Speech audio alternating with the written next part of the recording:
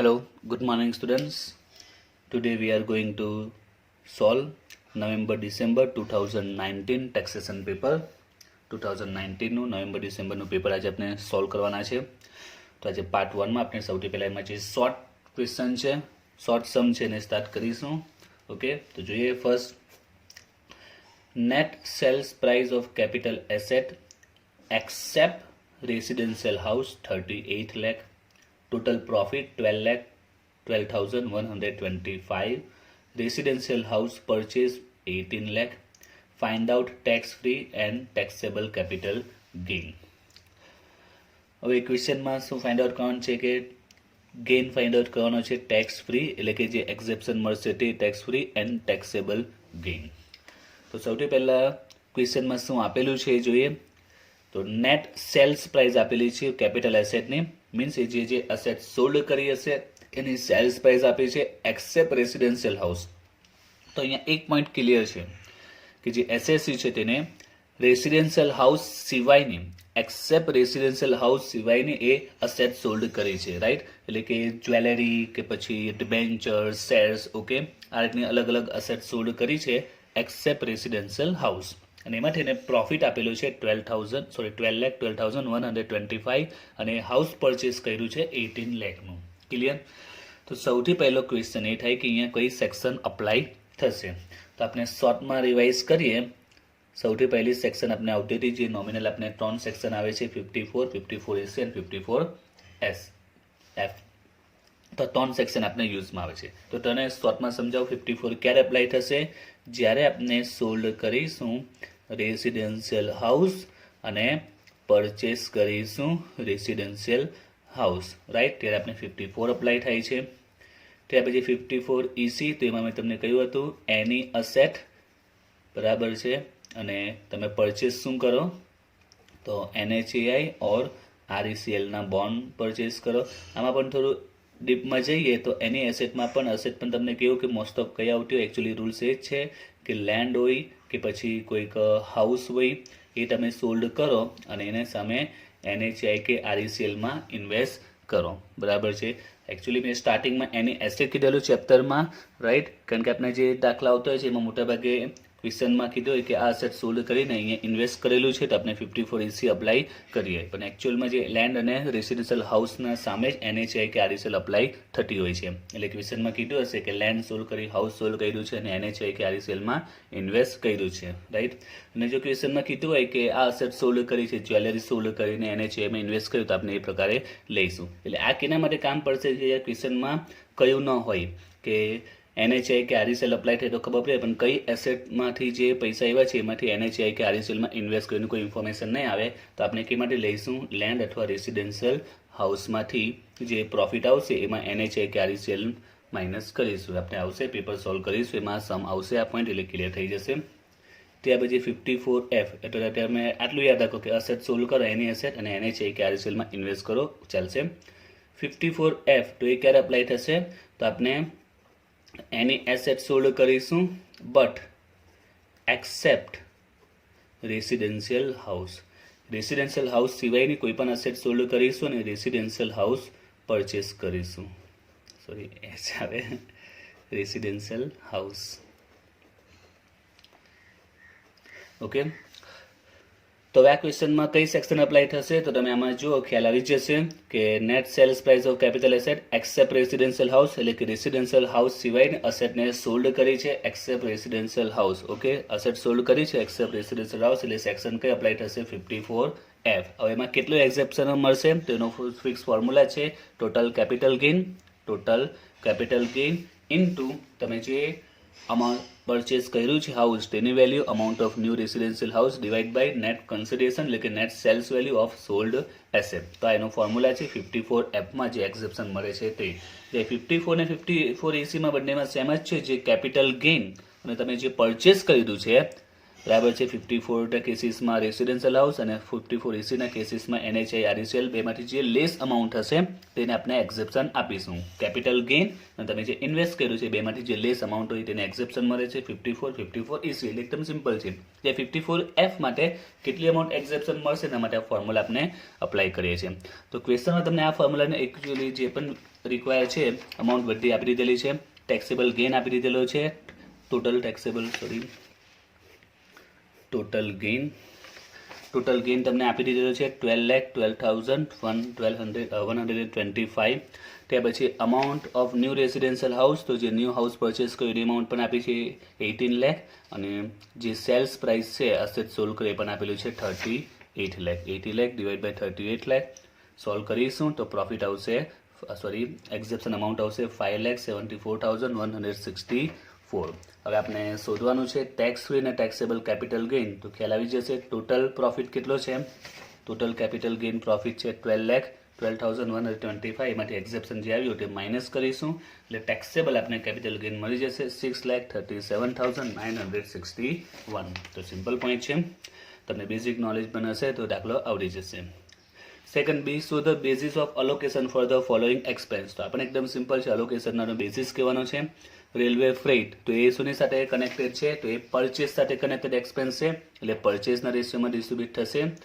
Second lighting, તો lighting એસીમાં related છે તો એ લાઇટ પોઈન્ટ ઓર સ્પેસ ઓક્યુપાઈડ. ડિસ્કાઉન્ટ રિસીવ્ડ, તો ડિસ્કાઉન્ટમાં યાદ રાખજો ઘણા સ્ટુડન્ટ ડિસ્કાઉન્ટમાં મિસ્ટેક કરે છે. ડિસ્કાઉન્ટ રિસીવ્ડ છે. ડિસ્કાઉન્ટ ક્યારે આપણે રિસીવ થાય? When we purchase, right. જ્યારે આપણે પરચેસ કરીશું ત્યારે આપણે ડિસ્કાઉન્ટ મળશે, ડિસ્કાઉન્ટ રિસીવ કરીશું, રાઈટ. ને ડિસ્કાઉન્ટ ક્યારે અલાઉ થાય? જ્યારે આપણે સેલ કરીએ ત્યારે ડિસ્કાઉન્ટ આપણે અલાઉ કરતા હોય, ડિસ્કાઉન્ટ આપતા હોઈએ છીએ. તો ડિસ્કાઉન્ટ રિસીવ એ પરચેસના રેશિયોમાં જાય અને ડિસ્કાઉન્ટ અલાઉ હોય તો એ સેલ્સના રેશિયોમાં જાય. બરાબર છે. ડિસ્કાઉન્ટ રિસીવ છે તો એ પરચેસના રેશિયોમાં જશે. કેન્ટીન એક્સપેન્સ, તો કેન્ટીનમાં કોણ યુઝ કરે કેન્ટીનનો? તો વર્કર યુઝ કરશે, એમ્પ્લોય યુઝ કરશે, એના રેશિયોમાં જશે વર્કર ઓર એમ્પ્લોયનો રેશિયો. રિપેર આપણે કોનું કરશું? અસેટનું, એટલે value of asset. Insurance of material, તો આ મોસ્ટ ઇમ્પોર્ટન્ટ પોઈન્ટ છે. જ્યારે ડિપાર્ટમેન્ટલ અકાઉન્ટ ચાલ્યું ત્યારે પણ કહ્યું હતું કે insurance of material, only insurance આપે તો એ આપણે વેલ્યુ ઓફ અસેટમાં કન્સિડર કરીશું. ઇન્સ્યોરન્સ હોય, રિપેર હોય એ પ્રકારે value of asset. But insurance of material આપેલું હોય કે સ્ટોક આપેલું હોય, ઇન્સ્યોરન્સ ઓફ મટીરિયલ કે સ્ટોક હોય તેને કેમાં કયા અલોકેશન લેશું એનો બેઝિસ કયો હશે? તો યાદ રાખજો એ છે એવરેજ સ્ટોક. તો આ ખાસ યાદ રાખજો, દાખલામાં પણ કહ્યું હતું એવરેજ સ્ટોકના રેશિયોમાં આપણે એને બેઝિસ પર એને ડિસ્ટ્રીબ્યુટ કરીશું. ઓકે, તો દરેકના આન્સર ઓલરેડી સિમ્પલ જ છે. તો 2 માર્ક્સમાં ક્વેશ્ચન પૂછાયું છે, 2 માર્ક્સમાં ઇઝીલી આપણે 2 માર્ક્સ મળી જાય છે. ઓકે, હવે જો આગળ નેક્સ્ટ સી. તો શોર્ટ સમમાં મારા માટે જો કોઈ થોડો ટ્વિસ્ટ પોઈન્ટ હોય તો ઇન માય ઓપિનિયન એ છે સી. તો જોઈએ, Viru had a 12% government security on which interest paid on 30th June and 31st December. તો એની પાસે 12% ગવર્મેન્ટ સિક્યોરિટી છે, એટલે કે 12% એ રેટ ઓફ ઇન્ટરેસ્ટ કહેવાશે, જેના પર ઇન્ટરેસ્ટ કઈ ડેટમાં રિસીવ કરે છે? 30 and 31st December. And 1% brokerage છે on every transaction of purchase and sell. From the following details, find out face value and capital value of security. હવે નીચે ઇન્ફોર્મેશનમાં તમે જો ડેટ આપેલી છે, પ્રાઇસ આપેલી છે, બ્રોકરેજ આપેલી છે અને રિમાર્ક્સ આપેલા છે. તો અહીંયા સૌથી પહેલો પોઈન્ટ એ કે બ્રોકરેજ આપેલી છે, ફેસ વેલ્યુ આપી નથી. તો આ જ આમાં ટ્વિસ્ટ પોઈન્ટ છે કે તમારે બ્રોકરેજ છે, ફેસ વેલ્યુ નથી. બરાબર છે. તો સૌથી પહેલાં તમારે ફેસ વેલ્યુ શોધવી પડશે. ફેસ વેલ્યુ મળશે એટલે કેપિટલ વેલ્યુ શું છે એ પણ સમજાવ્યું, કેપિટલ વેલ્યુ પણ મળી જશે. બટ ફેસ વેલ્યુ જો ન હશે તો કોઈ કેલ્ક્યુલેશન નહીં શકે. કોઈ પણ સમય ઇન્વેસ્ટમેન્ટમાં ફેસ વેલ્યુ વગર આપણું કામ નહીં થાય. એટલે ફેસ વેલ્યુ મોસ્ટ ઇમ્પોર્ટન્ટ છે. તો ફેસ વેલ્યુ સૌથી પહેલાં ફાઇન્ડ આઉટ કરીશું. તો એનો ક્લુ કયો છે? બ્રોકરેજ ક્વેશ્ચનમાં આપી દીધી છે. તો બ્રોકરેજ એ જ એનો ક્લુ છે. તો કઈ રીતે મળે તે બ્રોકરેજ પરથી ફેસ વેલ્યુ? તો એક તમને સિમ્પલ બેઝિક પોઈન્ટ જે તમને ખબર છે એ સમજાવી દઉં છું. નોર્મલી આપણે સમ કેવી રીતના કેલ્ક્યુલેટ કરતા હોય, એમાં કેલ્ક્યુલેશન કરતા હોય. સપોઝ કે ફેસ વેલ્યુ 10,000 છે, રાઈટ. ફેસ વેલ્યુ છે 10,000, એની પ્રાઇસ આપેલી છે સપોઝ 90 એન્ડ બ્રોકરેજ છે એ છે 2%. તો આપણે એની કેલ્ક્યુલેશન કઈ રીતે કરીશું? તો આપણે કેલ્ક્યુલેશન કરીશું તો આપણે સૌથી પહેલાં જે ફેસ વેલ્યુ 10,000 છે એને આપણે 90% કરીશું. તો એ કેટલા આવશે? 9,000 આવશે. તે પછી ક્વેશ્ચનમાં બ્રોકરેજ આપેલી હોય તો બ્રોકરેજ પણ આપણે ખબર છે, પરચેઝમાં બ્રોકરેજ શું થાય? પ્લસ થાય. અને સેલ્સ હોય તો બ્રોકરેજ શું થાય? માઇનસ થાય. પરચેસમાં પ્લસ, સેલ્સમાં માઇનસ. સપોઝ કે આ પરચેસ છે, તેમાં બ્રોકરેજ શું કરીશું? આપણે પ્લસ કરીશું. કેટલા પર્સન્ટ બ્રોકરેજ છે? 2%. તો કઈ અમાઉન્ટના 2% થાય એ પણ ખાસ રાખજો. ક્વેશ્ચનમાં રીડ કરજો શું આપ્યું છે. 1% brokerage paid on every transaction of purchase and sale. અહીંયા 2 પોઈન્ટ આવી શકે બ્રોકરેજમાં, કે બ્રોકરેજ કઈ અમાઉન્ટ પર પે થાય છે? Transaction of purchase and sale, એક અમાઉન્ટ પર પે થઈ શકે. અને સેકન્ડ આવી શકે કે 1% બ્રોકરેજ પેડ ઓન, એ પેડ થશે કેના પર? ફેસ વેલ્યુ પર. ક્વેશ્ચનમાં આવું પણ આપે, ઓન ફેસ વેલ્યુ. બે રીતના બ્રોકરેજમાં પોઈન્ટ આવી શકે છે. જો ફેસ વેલ્યુ કહે તો ફેસ વેલ્યુ 10,000 પર આપણે પર્સન્ટેજ કરીશું, બટ ફેસ વેલ્યુ નહીં કીધેલું હોય તો એ સિચ્યુએશનમાં આપણે કઈ અમાઉન્ટ પર ગણીશું? On every transaction of purchase cell, એટલે કે આ 9,000 પર. એટલે ઇનડાયરેક્ટ તમે યાદ રાખો ને, બ્રોકરેજ ઓલવેઝ આ તમે જે પર્સન્ટેજ કરો એટલે એકચ્યુઅલી એની પ્રાઇસ છે 9,000, એના પર જ ઓલવેઝ કેલ્ક્યુલેટ થાય. એક્સેપ્ટ જો ક્વેશ્ચનમાં કીધું હોય કે કેલ્ક્યુલેટ ઓન ફેસ વેલ્યુ, જો ક્વેશ્ચનમાં સ્પષ્ટ આપેલું હોય કે ઓન ફેસ વેલ્યુ કન્સિડર કરીશું, તો ફેસ વેલ્યુ એ સિવાય દરેક સમમાં તમારે જે પર્સન્ટેજ કરીને જે વેલ્યુ મળે છે એના પર તમારે બ્રોકરેજ કેલ્ક્યુલેટ કરીશું.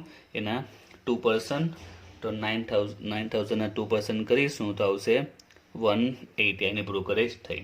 બરાબર છે. ત્યાર પછી આપણે શું કરીશું? જો એ કમ ઇન્ટરેસ્ટ હશે તો ઇન્ટરેસ્ટ માઇનસ કરીશું, અને એક્સ ઇન્ટરેસ્ટ હશે તો આ જેનો ફાઇનલ આન્સર આવશે અને નીચે ઇન્ટરેસ્ટ ગણી કરીશું. આ નોર્મલ આપણી કેલ્ક્યુલેશન હોય છે. શોર્ટમાં થોડી સમજાવી છે આના પોઈન્ટને સમજવા માટે. તો અહીંયા તમારે એ જ ક્લુ છે કે આ જ પ્રમાણે કેલ્ક્યુલેશન તમારે વિચારવાની છે અને બ્રોકરેજ પરથી મળી જશે. જો હવે ગણતરી સમજાવી ખ્યાલ આવી જશે. સૌથી પહેલાં આપણે rate of interest, date of interest લખી દીધી છે, અને બ્રોકરેજ છે 1%. અને જે ઇન્ફોર્મેશન આપેલી છે 169માં પરચેસ છે. હવે બીજો અહીંયા ક્વેશ્ચન કે આ પરચેસ કઈ છે, તો એ પણ પોઈન્ટ યાદ રાખજો. સમમાં પણ આવી ગયું છે, રેગ્યુલર સમ જે કહ્યા ત્યારે, કે પરચેસ કે સેલ કાં તો કમ ઇન્ટરેસ્ટ હશે કાં તો એક્સ ઇન્ટરેસ્ટ છે. દાખલામાં ઓલરેડી કયું હશે. તો સેલ્સમાં તો કીધું છે કે આ એક્સ ઇન્ટરેસ્ટ છે, પરચેસમાં ઇન્ફોર્મેશન નથી આપી. તો જ્યારે કોઈ ઇન્ફોર્મેશન નહીં આપી કે કમ ઇન્ટરેસ્ટ છે કે એક્સ ઇન્ટરેસ્ટ છે, તો યાદ રાખજો ઓલવેઝ એને આપણે શું કન્સિડર કરીશું? કમ ઇન્ટરેસ્ટ વિધાઉટ એની ઇન્ફોર્મેશન. કોઈ ઇન્ફોર્મેશન નહીં હશે તો પરચેસ કે સેલને આપણે કઈ કન્સિડર કરીશું? કયું ઇન્ટરેસ્ટ? કમ ઇન્ટરેસ્ટ કન્સિડર કરીશું. Okay, remember this. તો 1690ની પરચેસ આપેલી છે, એની પ્રાઇસ છે 105, બ્રોકરેજ છે 315. આ કઈ છે? કમ ઇન્ટરેસ્ટ. અને સેલ છે તે એક્સ ઇન્ટરેસ્ટ છે. તો પ્રાઇસ આપેલી ને બ્રોકરેજ આપેલી છે. તો સૌથી પહેલાં તો આપણે ફેસ વેલ્યુ ફાઇન્ડ આઉટ કરીશું. તો કઈ રીતે ફાઇન્ડ આઉટ કરવાની? તો સિમ્પલ જ છે. તમારે ફેસ વેલ્યુને સપોઝ કરી લેવાની. જ્યારે પણ ક્વેશ્ચનમાં બ્રોકરેજ આપેલું હોય કે ઇન્ટરેસ્ટ આપેલું હોય, અને જો ફેસ વેલ્યુ શોધવાની હોય, જે પણ દાખલામાં ફેસ વેલ્યુ જો ફાઇન્ડ આઉટ કરવાની આવે એવી સિચ્યુએશનમાં always suppose face value, and you will get answer very easily. Suppose face value 100. હવે આજે આપણે નોર્મલી કેલ્ક્યુલેશન કરીએ છીએ એ બેઝિસ પર વિચારો. સપોઝ ફેસ વેલ્યુ 100 હોય તો આપણે બ્રોકરેજ કઈ રીતે ફાઇન્ડ આઉટ આમાં કરી? 180. બસ એ રીતે બ્રોકરેજ ફાઇન્ડ આઉટ કરી દો. તો આપણે બ્રોકરેજ ફાઇન્ડ આઉટ કરવી છે, તો કઈ રીતે ફાઇન્ડ આઉટ કરીશું? તો સૌથી પહેલાં આપણે જે ફેસ વેલ્યુ 100 છે એના કેટલા પર્સન્ટેજ કરીશું? તો પ્રાઇસ કેટલી છે? 105. આ રીતે વિચારો કે ફેસ વેલ્યુ 10,000 અને તમે પહેલાં 90% કહે એટલે 9,000 આવ્યા. ત્યાર પછી બ્રોકરેજને 2% છે, 9,000 2% કર્યા તો 180 શું મળી? બ્રોકરેજ મળી. તો બસ એ જ પ્રકારે અહીંયા કેલ્ક્યુલેશન કરીશું. ફેસ વેલ્યુ 100, પ્રાઇસ છે 105% કરીએ. સપોઝ કે ફેસ વેલ્યુ 100 જ છે એમ સમજીને ચાલો. એકચ્યુઅલમાં ફેસ વેલ્યુ 100 રૂપીસ છે, પ્રાઇસ છે 105, તો 100ના 105 એટલે 105 રૂપીસ આવશે. નાવ બ્રોકરેજ કેટલી થશે? તો બ્રોકરેજ આપણે આ જે 105 છે એ બ્રોકરેજનો રેટ આપેલો છે 1%, રાઈટ? તો એના 1% કરીશું એટલે આપણે સિમ્પલી બ્રોકરેજ મળી જશે કેટલી? 105. આપણે બ્રોકરેજ મળી ગઈ. ક્લિયર? બ્રોકરેજ મળી ગઈ. હવે નાવ ફેસ વેલ્યુ આપણે ઇઝીલી ફાઇન્ડ આઉટ કરી શકીશું.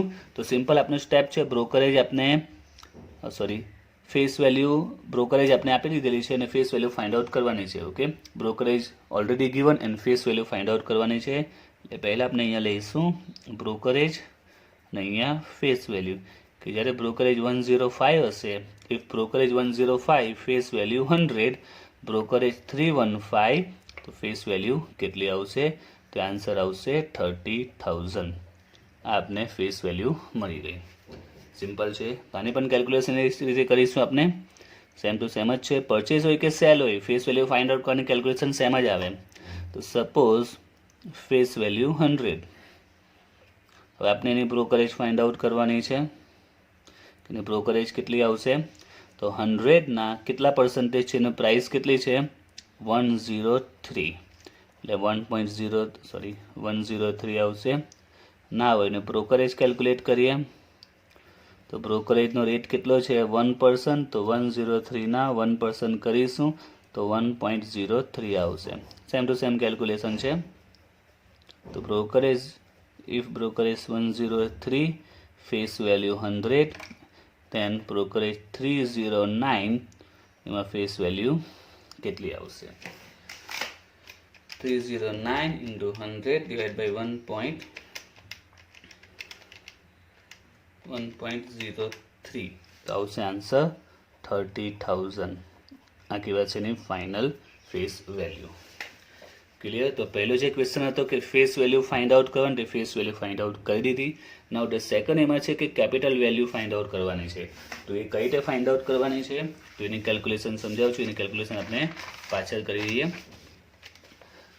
ઓકે, સૌથી પહેલાં પરચેઝ ઓન 1690.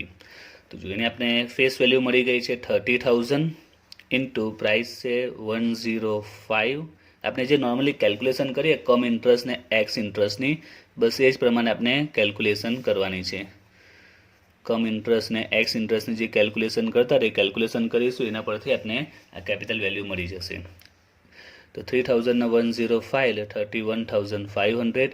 પરચેસ છે, પરચેસમાં બ્રોકરેજ શું કરીશું? આપણે પ્લસ કરીશું. તો 31,500ના 1% આપણે કરીશું. 1% બ્રોકરેજ છે તો 315. આન્સર તમે ટેલી પણ કરી શકો, આન્સર આપનો રાઈટ છે. તો 31,815. હવે કમ ઇન્ટરેસ્ટ છે એટલે આપણે ઇન્ટરેસ્ટને શું કરીશું? માઇનસ કરીશું. ઇન્ટરેસ્ટ ઓલવેઝ કઈ વેલ્યુ પર ગણાય? ફેસ વેલ્યુ પર ગણાય.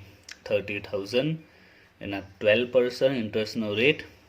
હવે કેટલા મંથનું ઇન્ટરેસ્ટ કેલ્ક્યુલેટ કરું તે પણ ખ્યાલ હોવું જોઈએ તમને, બરાબર છે. રેગ્યુલર ચેપ્ટરમાં આપણે જોયું છે. તો એના માટે આપણે જે ડેટમાં ટ્રાન્ઝેક્શન થયું છે, કઈ ડેટમાં ટ્રાન્ઝેક્શન થયું છે? 1 જૂન 19.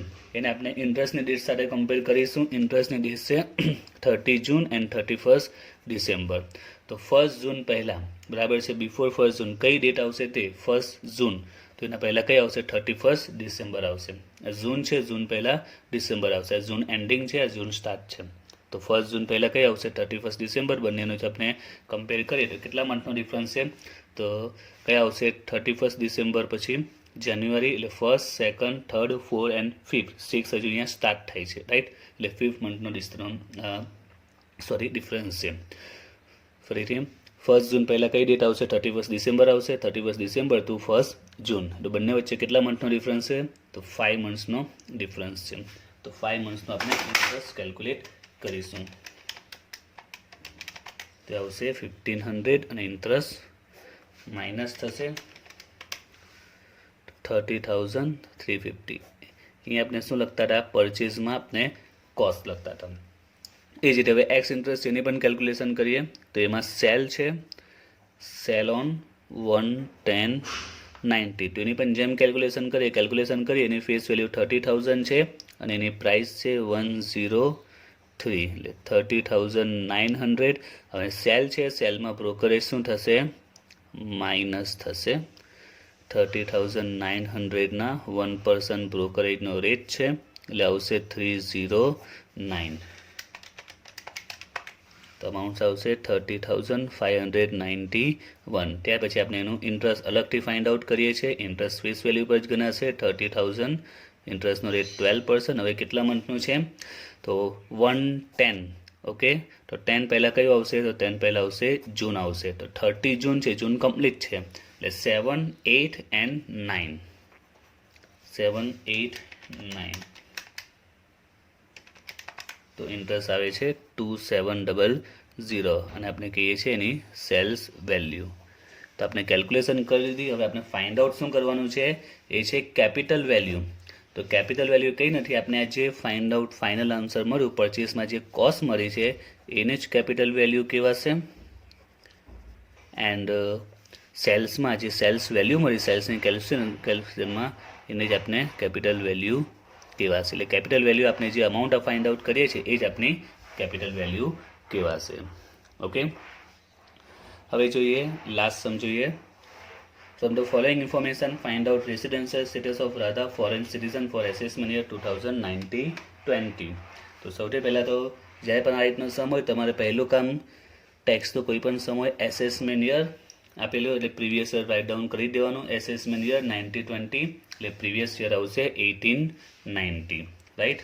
હવે આમાં આપણે રેસિડેન્શિયલ સ્ટેટસનો સમ છે એટલે સૌથી પહેલાં આપણે જે બેઝિક કન્ડિશન છે રેસિડન્સ માટેની રાઇટ ડાઉન કરી દેવાની. આ રીતે કોઈ પણ સમ જ્યારે જોવા મળે એટલે રાઇટ ડાઉન તમારે કરી દેવાની એની જે બેઝિક કન્ડિશન છે તે, રાઈટ. તો ફર્સ્ટ કન્ડિશન શું છે? Stayed in India four minimum 182 days during previous year 1819. તો આપણે જોઈએ પ્રીવિયસ યર 1819, તો 1819માં કેટલા ડેઝ પ્રેઝન્ટ છે ઇન્ડિયામાં?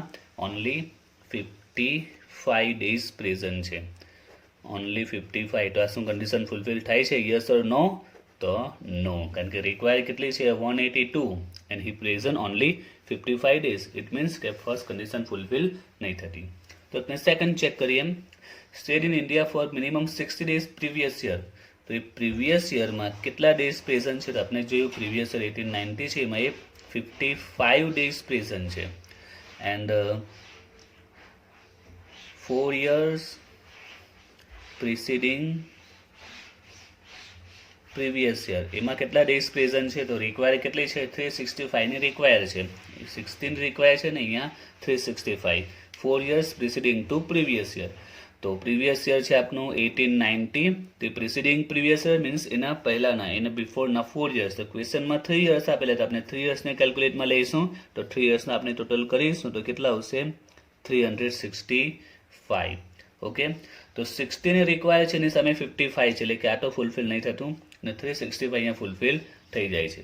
હવે સેકન્ડ કન્ડિશન રેગ્યુલરમાં સમજાવેલું છે તમને ડિટેલમાં કે બંને એક સાથે કમ્બાઇન કન્ડિશન છે એટલે 365 અને 60 બંને જો કમ્પ્લીટ થાય તો જ આન્સર અહીંયા યસ આવે. 60 પણ કમ્પ્લીટ થવા જોઈએ અને 365 પણ કમ્પ્લીટ થવા જોઈએ. બંને કમ્પ્લીટ થશે ત્યારે જ અહીંયા યસ આવશે. બટ અહીંયા કરીએ 365 તો કમ્પ્લીટ થાય છે પણ 60 કમ્પ્લીટ થતા નથી એટલે અહીંયા આન્સર શું આવશે? નો આવશે. હવે રેસિડન્ટ માટેની કન્ડિશન આપણે જોઈ હતી ડિટેલમાં, બરાબર છે. વિડીયોમાં કન્ફ્યુઝન હોય એમાં તો અગાઉના જે વિડીયો છે ચેપ્ટરના રેગ્યુલરમાં જોજો એટલે ખ્યાલ આવી જ જશે.